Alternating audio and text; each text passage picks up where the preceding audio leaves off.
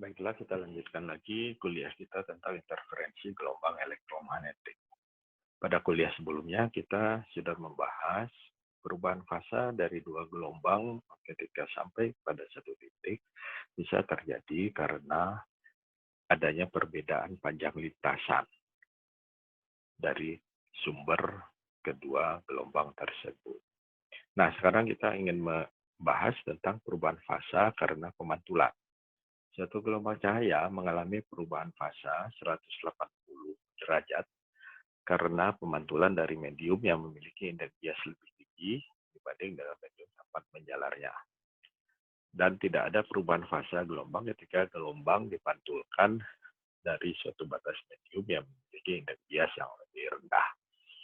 Nah, di sini ada ilustrasi yang memperlihatkan bahwa apabila suatu gelombang cahaya datang dari udara dan mengenai suatu medium yang indeks biasnya lebih besar daripada indeks bias udara, kemudian gelombang tersebut dipantulkan, maka gelombang pantul di sini akan mengalami perubahan fasa sebesar 180 derajat. Tapi apabila suatu gelombang cahaya datang dari medium yang indeks biasnya lebih besar dari indeks bias udara medium sebelahnya, maka di bidang batas gelombang tersebut juga akan mengalami pemantulan. Tetapi gelombang pantul di sini tidak mengalami perubahan fasa. Jadi di sini kita menggunakan konsep indeks bias. Nah, ada yang ingat indeks bias itu, indeks bias yaitu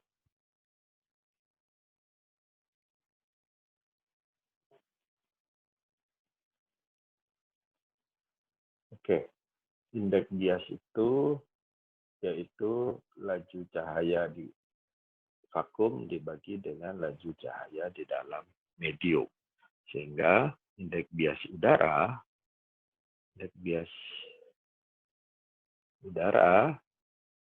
itu sama dengan 1.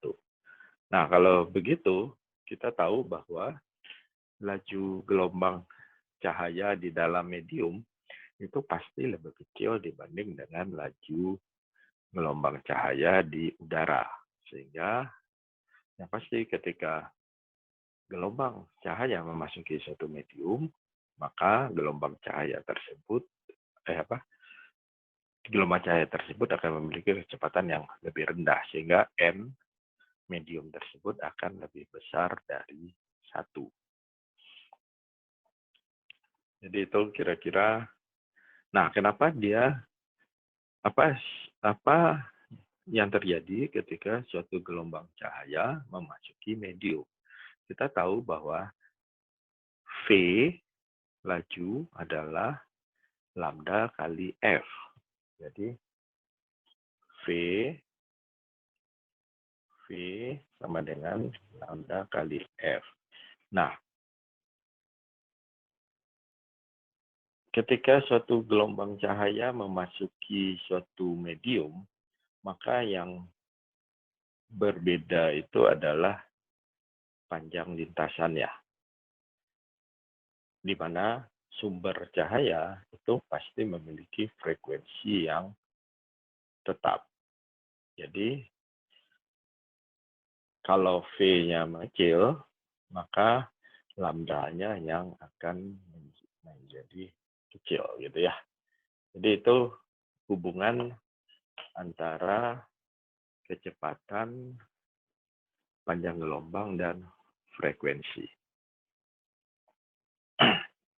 Nah, interferensi akibat pemantulan itu aplikasinya kita bisa peroleh dari interferensi dalam selaput tipis.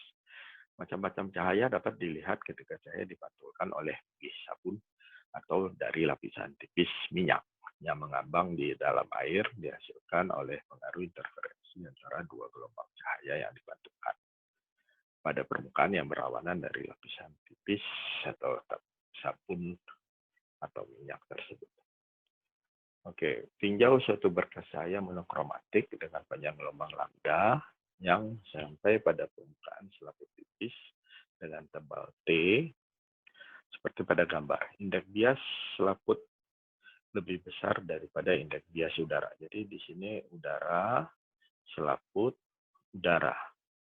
Maka ketika sinar datang dari udara, kemudian mengenai bidang batas dengan selaput tipis, maka gelombang tersebut akan dipantulkan.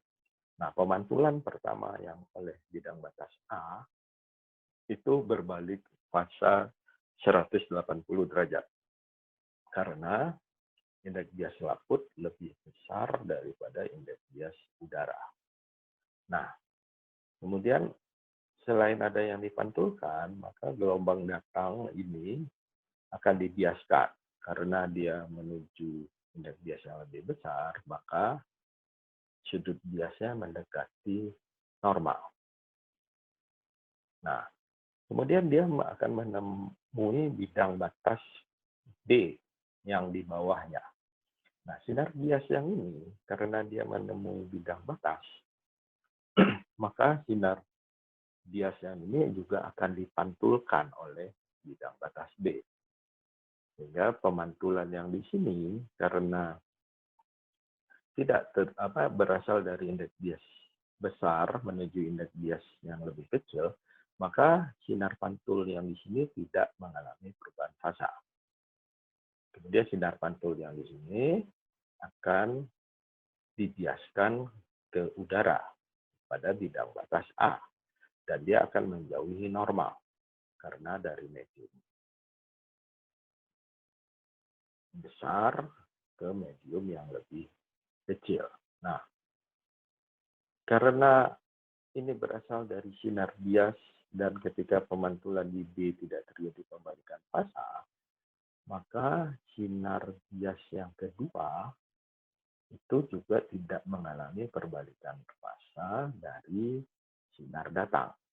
Nah, sinar pantul 1 dan sinar bias 2 ini akan kita lihat dengan mata di daerah sini. Nah, akan terdapat pola-pola interferensi yang kita amati ketika sinar 1 dan sinar 2 datang ke mata kita. Jadi, tolong diingat bahwa apabila sinar datang dari medium dengan indeks bias kecil ke indeks bias yang besar, maka sinar pantulnya akan dibalikkan fasanya sebesar 180 derajat. Tetapi sinar bias itu tidak ada pembalikan fasa. Nah, apabila sinar datang dari medium yang punya indeks bias besar ke medium yang punya indeks bias kecil, maka sinar pantulnya tidak mengalami pembalikan fasa. Tetapi sinar biasnya juga tidak mengalami pembalikan fasa. Sehingga gambar ini apakah dapat dipahami?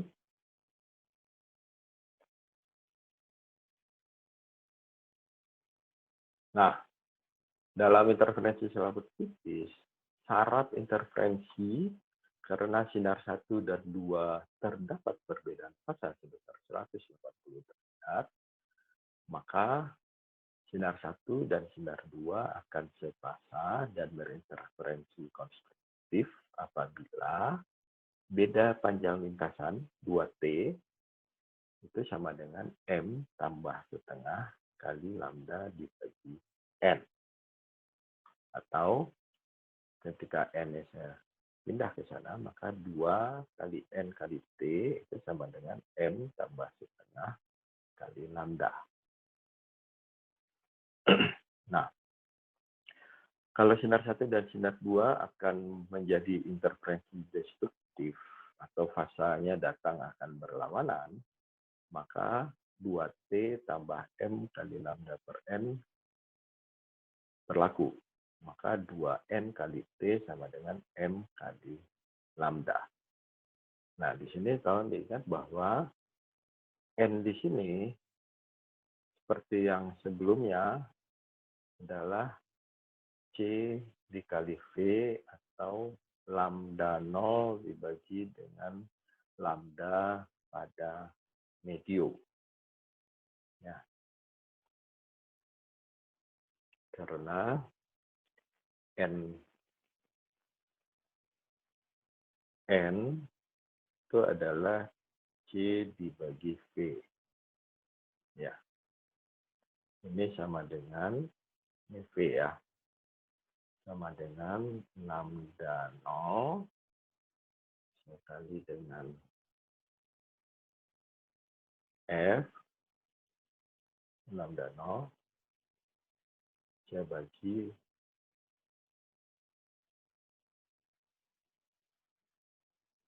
lambda medium kali F, sehingga frekuensi sama, maka ini jadi lambda 0 dibagi dengan lambda medium.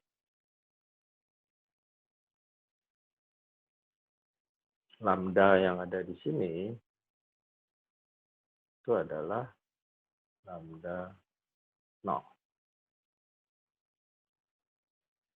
Jadi ini panjang gelombang di mana cahaya itu datar. Ya,